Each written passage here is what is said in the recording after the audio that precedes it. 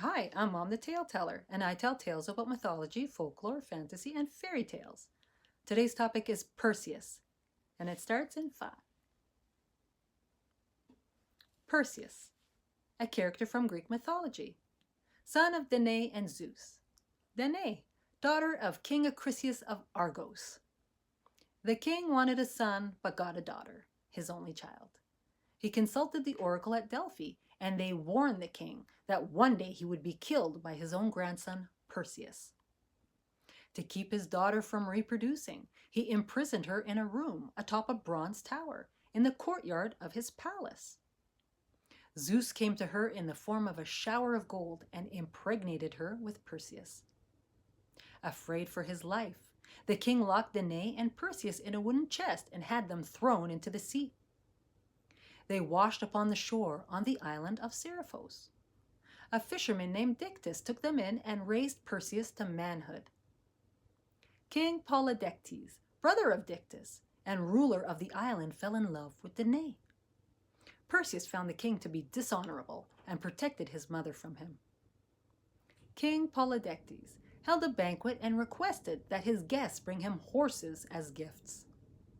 Perseus didn't have any to give and asked the king to name his gift. The king wanted to get rid of Perseus, so he asked for the head of Medusa.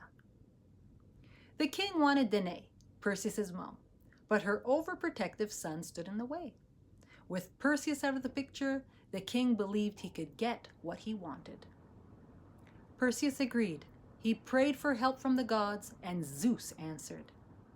He sent 2 of his other children, Athena and Hermes, to help their half-brother. Athena lent him her polished shield, and Hermes lent him his flying sandals and sickle-shaped sword. Hades, the god of darkness and ruler of the underworld, lent him his helm of darkness. The nymphs of the north gave him a kybissus, a magical sack, to carry back the head of Medusa.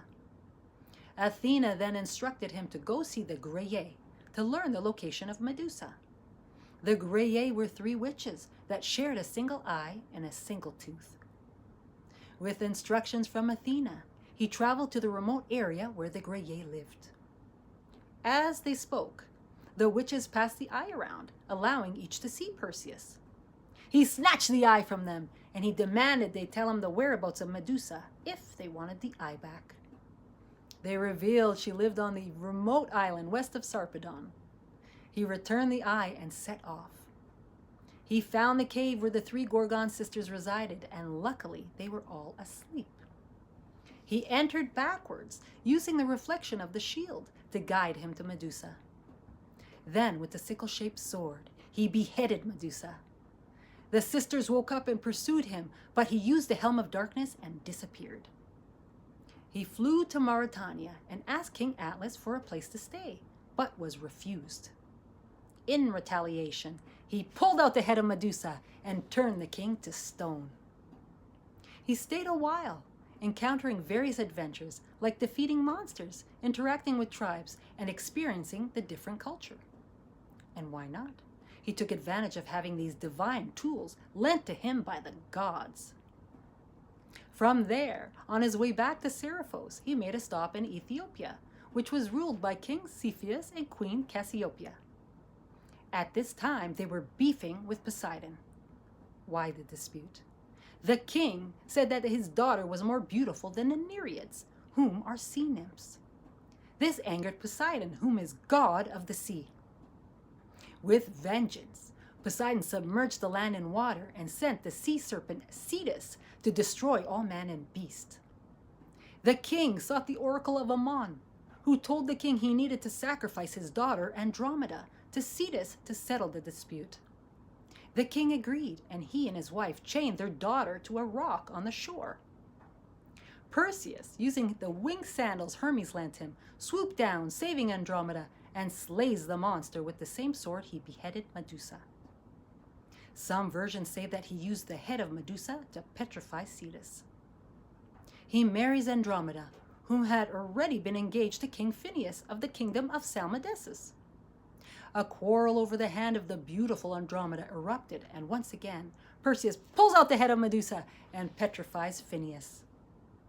off he headed home to Seriphos with his new wife, where he discovered that King Polydectes had been making aggressive advances on his mother.